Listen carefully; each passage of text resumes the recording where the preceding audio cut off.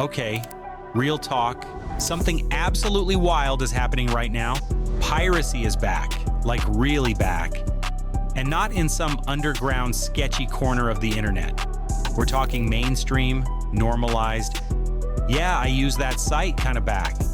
And here's the kicker. It's not because people suddenly became immoral. It's because the companies that were supposed to save us from piracy have become so comically greedy that they've accidentally made piracy the better option. I'm talking about streaming services. The same platforms that killed piracy 15 years ago are now its biggest recruiters.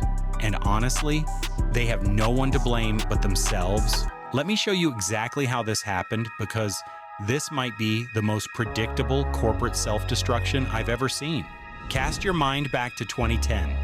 Netflix was basically magic. $8 a month, one app, and you could watch everything. The Office, Breaking Bad, Friends, classic movies, Disney stuff, even Harry Potter. You know, it felt like the entire history of television and film just sitting there, waiting for you to hit play.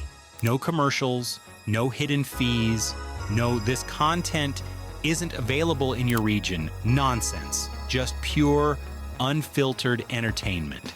And you know what happened? Piracy nearly died. Not because the government cracked down harder or because people suddenly developed a conscience. Piracy died because Netflix was genuinely better than pirating. No sketchy download links, no waiting for torrents, no malware turning your computer into a Bitcoin mining rig, just instant, legal, high-quality streaming for less than a lunch combo. For a brief, shining moment, the good guys were winning by actually being good. But corporations, as they do, saw a good thing and thought, how can we absolutely ruin this for everyone? Here's where the scam really begins. Every media company looked at Netflix and thought, wait, why are we giving them our content when we could charge people directly? Disney yanked their shows. Warner Brothers pulled theirs. NBC, Paramount, everyone started building their own streaming fortresses. The thing that made streaming great, having everything in one place, got deliberately destroyed by corporate greed. Now, to watch the same stuff you used to watch on one service, you need 6 different subscriptions, maybe 8. Some people are juggling 10 streaming apps just to keep up with the shows they like. And get this, the average person is now paying around $70 a month for streaming. Let me repeat that, $70. That's literally more expensive than the cable packages people were desperately trying to escape in 2010. We've come full circle, except now instead of one cable box and one remote, you've got 10 different apps, 10 different passwords, 10 different user interfaces that all suck in their own special way. Let me paint you a picture of how ridiculous this has gotten. Say you're a basketball fan. Doesn't matter if you are, just follow me here. You want to watch your team play? Reasonable request, right? You'd think, okay, I'll just subscribe to the NBA streaming service. Wrong, so incredibly wrong. If you want to watch all the games, you need NBA League Pass for out-of-market games.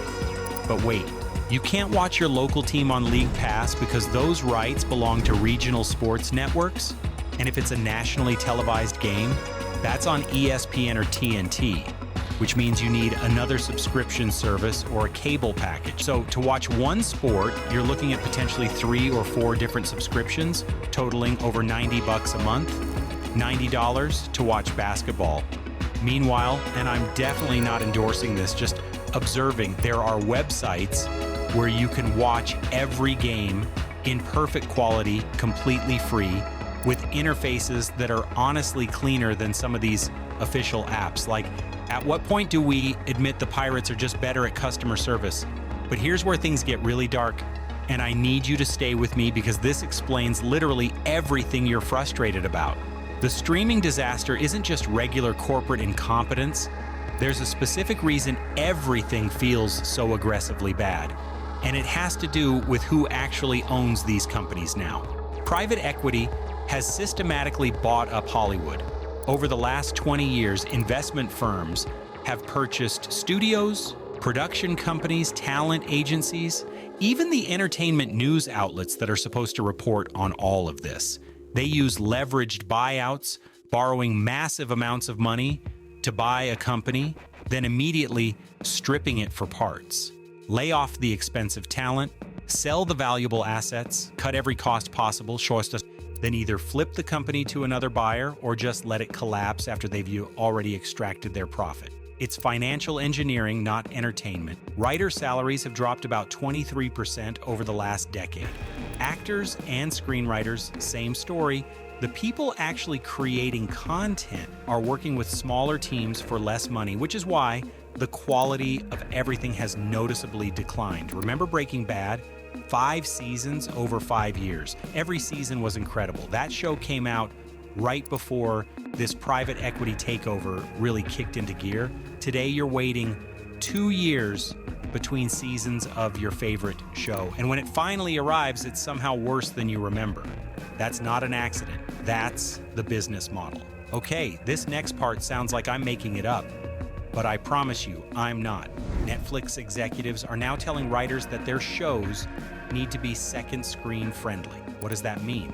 It means they're creating content specifically designed for you to not pay attention. They assume you're scrolling TikTok or folding laundry while their show plays in the background, so they're having characters literally announce what they're doing out loud. Nobody talks like in real life, but Netflix needs you to follow the plot without actually watching. So here we are. Think about how cynical. They're spending millions of dollars producing content engineered for you to half watch.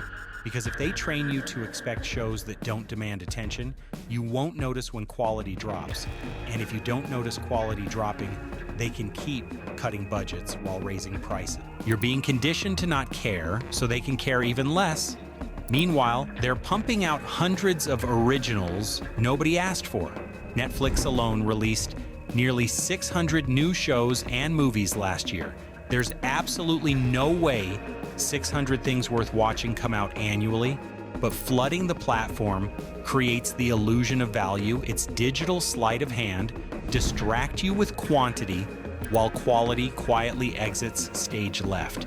2022 was when a lot of people reached their breaking point, and I completely understand why.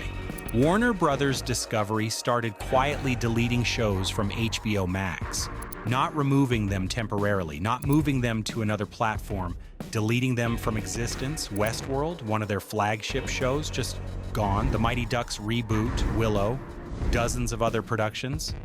Millions of dollars and thousands of hours of creative work erased overnight. Why? Tax write-offs. It was literally more profitable to delete finished shows than to keep them available for customers who were paying specifically to watch them. And that's when something fundamental shifted in how people view this whole ecosystem. If I'm paying for a service that can delete shows whenever it's financially convenient, do I actually have access to anything? If my favorite show can vanish tomorrow because of some accounting decision, what exactly am I paying for? Suddenly, piracy doesn't look like theft. It looks like self-preservation. Download the show, actually own a copy, and the corporation can't take it away when quarterly earnings look bad. The pirates became archivists. They're literally preserving culture that legitimate corporations are actively destroying for profit. Here's where the numbers get absolutely wild. In 2020, piracy sites got around 130 billion visits. Already a lot, right? By 2024, that number exploded to 216 billion visits. That's a 66% increase in just 4 years. To put that in perspective, piracy sites now get more traffic than Netflix, Disney+, HBO Max, and Hulu combined, not close to them, more than all of them together. And modern piracy isn't what you remember from the 2000s. No sketchy torrent clients, no viruses, no pop-up ads. Today's piracy sites are honestly more polished than some streaming platforms. Clean interfaces, instant HD streaming, every movie and show ever made in one searchable library. It's what Netflix used to be, except it's free and nobody can delete your favorite show. The guy who founded Steam, Gabe Newell, nailed this years ago. He said piracy is almost always a service problem, not a pricing problem. If you offer worse service than pirates, people will choose pirates. It's that simple. Steam figured this out. They made PC gaming so convenient. that piracy became unnecessary. Music streaming kind of got there too. Spotify, Apple Music, they all have basically the same songs, one subscription, everything you want to hear. But video streaming, they looked at what worked and deliberately did the opposite. Here's my favorite part of this entire mess. Netflix doesn't actually care about piracy, like at all. There's research showing that when content leaves Netflix for other platforms, piracy of that content increases by over 20%. But here's the thing, that doesn't hurt Netflix. They didn't own those shows anyway. It hurts their competitors. Netflix chief content officer literally said they need to become movie studios faster than movie studios can become Netflix. Translation, piracy hurting legacy studios with big content libraries? That's actually helpful to Netflix's strategy.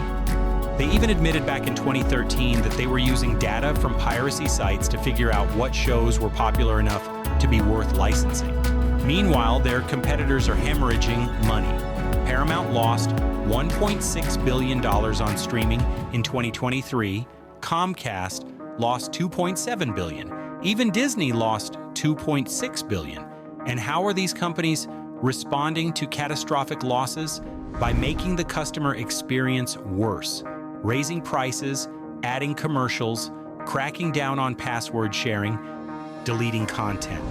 It's the corporate death spiral. The worse things get, the more desperate they become, which makes them squeeze customers harder, which drives more people away, which makes things worse.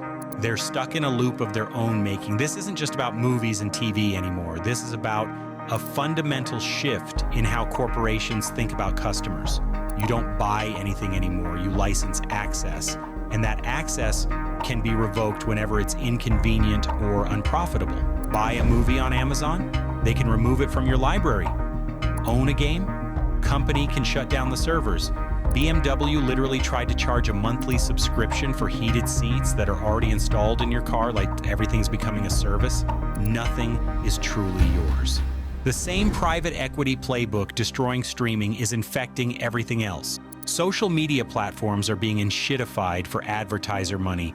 News sites are owned by the same firms that own the companies they're supposed to report on. The internet that promised freedom and open access is being carved up and gatekept by corporations that see users as resources to be extracted rather than customers to be served. So here we are, full circle. Piracy isn't thriving because people are immoral. It's thriving because it's genuinely the better option.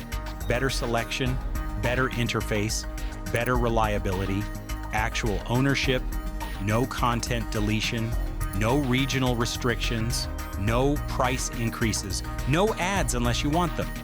The pirates are beating billion-dollar corporations at customer service. Let that sink in. When the legal path is worse than the illegal one in every measurable way except legality itself, you don't have a piracy problem, you have a service problem. Netflix killed piracy in 2010 by offering something better. The streaming industry resurrected piracy in 2025 by becoming worse than what people were trying to escape. If buying isn't owning, then piracy isn't stealing. I'm not saying piracy is noble or that people should pirate. I'm saying it's economically rational, and until these corporations remember that convenience beats enforcement every single time, this trend will only accelerate. The golden age of streaming is dead. It died by suicide. And what's rising from its ashes is exactly what streaming was supposed to prevent. Because at the end of the day, piracy isn't the problem. The scam is. And look, maybe I'm wrong. Maybe streaming services will suddenly remember what made them great and reverse course. Maybe they'll stop treating customers like piggy banks with eyeballs. But I'm not holding my breath. The people making these decisions aren't thinking about next year or 5 years from now. They're thinking about next quarter's earnings report. And that short-term thinking has created a long-term disaster that they're now powerless to stop. So yeah, piracy is back. And it's not going anywhere until someone remembers how to offer actual value instead of just extracting it.